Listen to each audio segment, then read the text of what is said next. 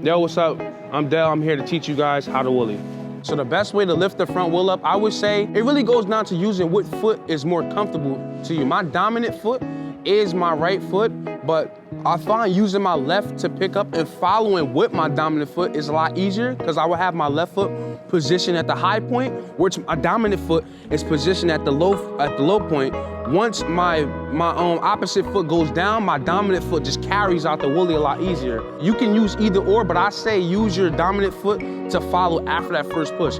After you push down on that first push, you slightly pull up. You don't hit your brakes until you absolutely need them. Once you get used to that, that'll teach you how to like pop the wheelie up every single time and just, carry out the wheelie when you're just pedaling. Keeping the wheel up once you have it off the ground really comes into feathering the brake because balance can be a little tricky, but when you have the brake and you're feathering it, it just makes it a lot easier. So braking is key.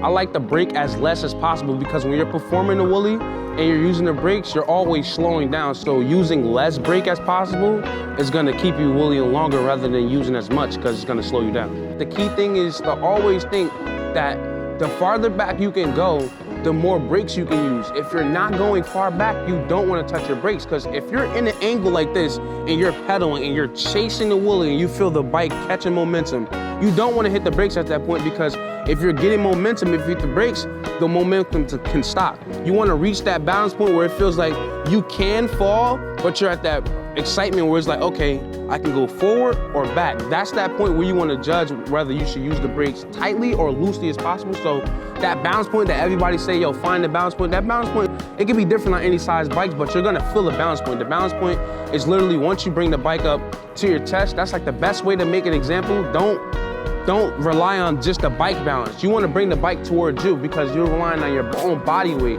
Once you bring the bike up to you and you're relying on your own body weight, feathering the brake is easy. Now you get used to just slowly tapping. As you can see my hand feathering, it's like muscle memory. You can't forget it. It's just a thing that happens over time. You're just wheeling, you're slowly getting into this rhythm, feathering.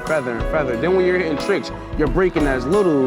Then when you're 12 o'clock and you might be holding the brake a lot more. So feathering is just a different type of tip and a technique that everyone learns. You can do it with one finger. You got some people that do this. I used to do this when I was smaller. I couldn't reach the lever. Hands are bigger now, so I only need one brake. And it depends on your brake adjustment. Your brakes could be a little bit more tappy, you need one hand, or it could be a little loose to the knuckle and you can use two. Point is, when you're feathering, you just want to have a good firm grip and you want to be comfortable being able to touch the brake and just keep touching the brake over and over and over.